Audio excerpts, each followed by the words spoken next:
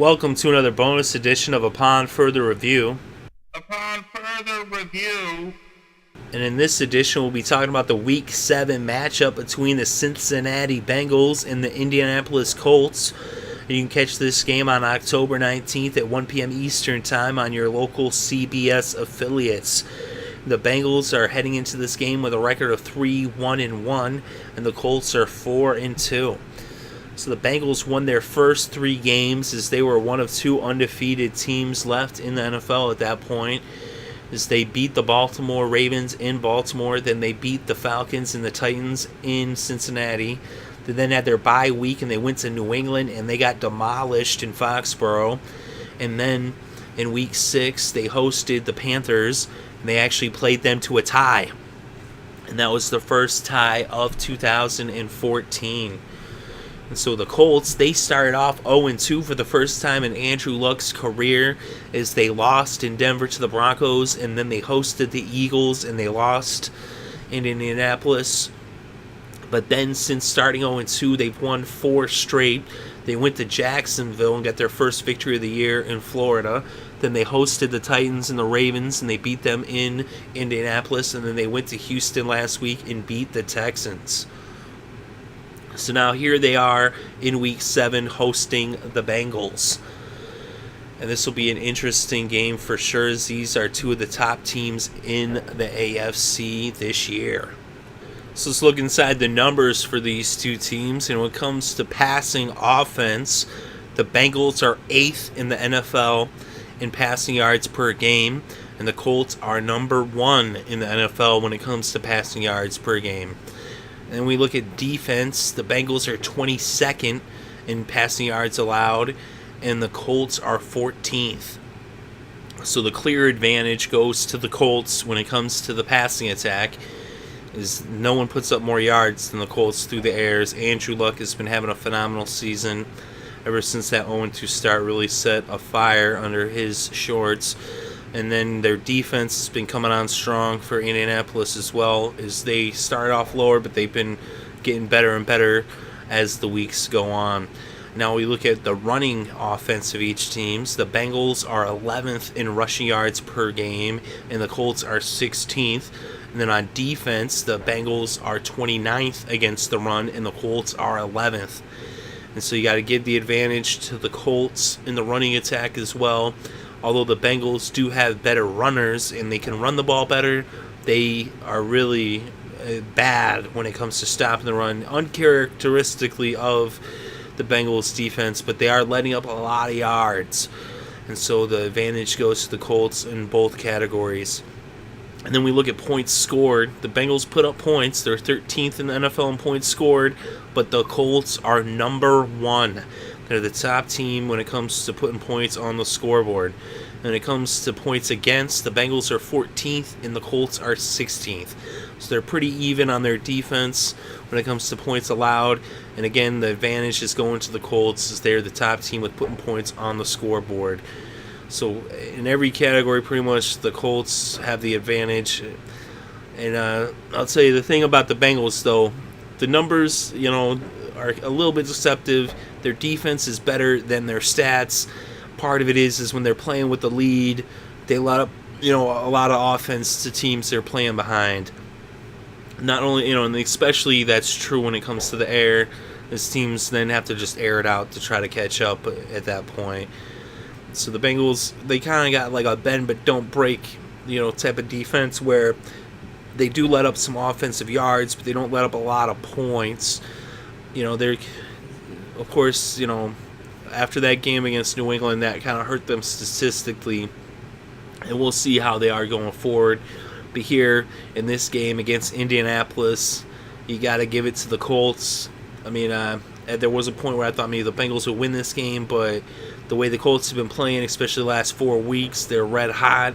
Their defense has been coming on strong. And I just think that the Colts are going to win this game.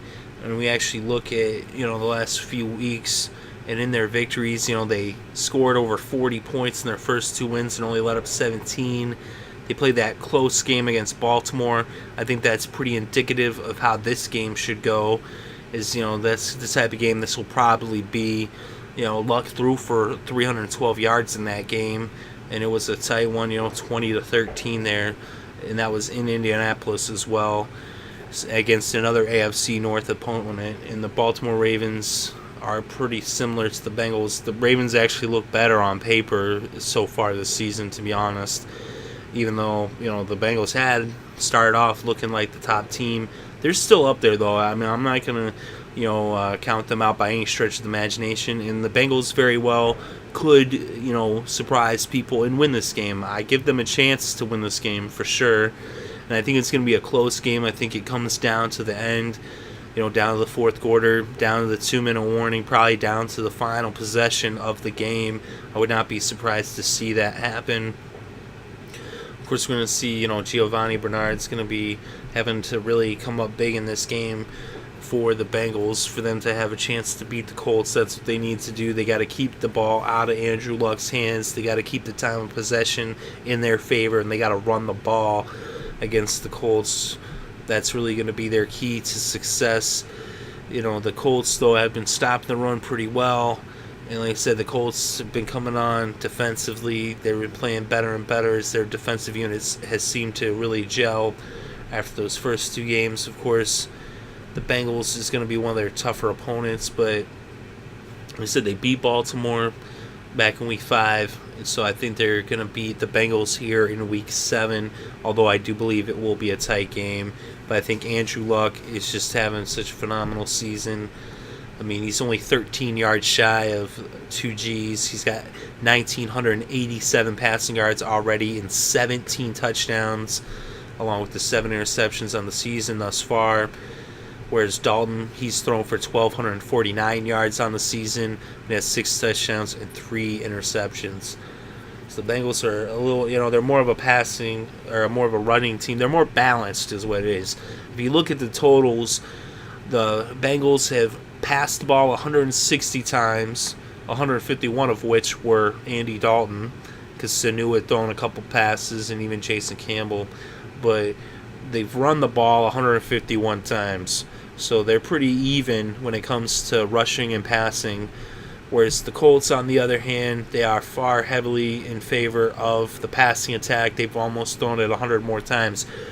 Andrew Luck has thrown the ball 260 times so far this year himself, and they've only rushed the ball 187 times.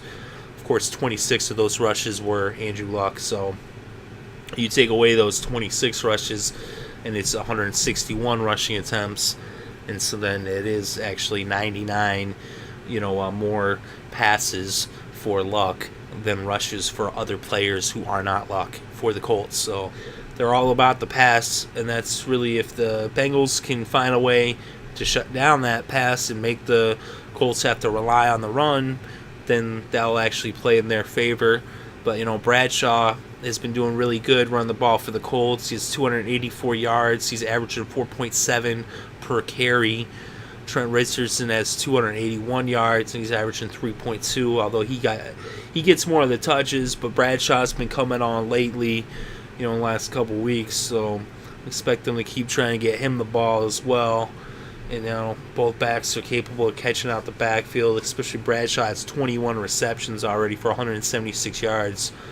And he's got 5 touchdowns receiving, so pretty impressive there for Bradshaw. He's not rushed for a touchdown, but he's caught 5 of them. So either way, I think the Colts do win this one in the end. I think it's going to be tight. I won't be shocked if the Bengals end up pulling it off, but they're going to need to get some turnovers. They're going to have to score on defense is really the way I see them winning. Andy Dalton is capable of putting it up and getting it out there, airing it out, but they have had some issues though with receiver, with AJ Green being banged up and all. So I think the Colts win this one. Let me know what you think in the comments below. I'm very interested to hear your opinions about this game. It's one of the tightest games of the week for sure. And if you enjoyed the show, hit the like button. How else do we know you enjoyed the show if you don't hit the like button? Just let us know. And if you enjoyed the content and you like the show, go ahead and subscribe, because we bring you more of this content each and every single week as we bring you upon further reviews and recaps for every single game in the NFL all season long and through the playoffs.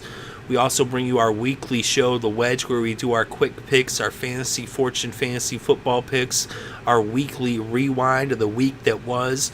We also do our Thursday night Upon Further Review on The Wedge as well. We try to get that up there by Tuesday, but sometimes it's more likely on Wednesday, and at the very latest it'll be up before Thursday Night Football for sure.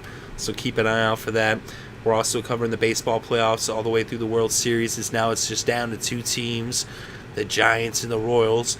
So keep an eye out for that as well. And we also cover some college football. So thank you very much for listening. It is greatly appreciated. I hope you're having a good day and have a great weekend and enjoy all of the sports.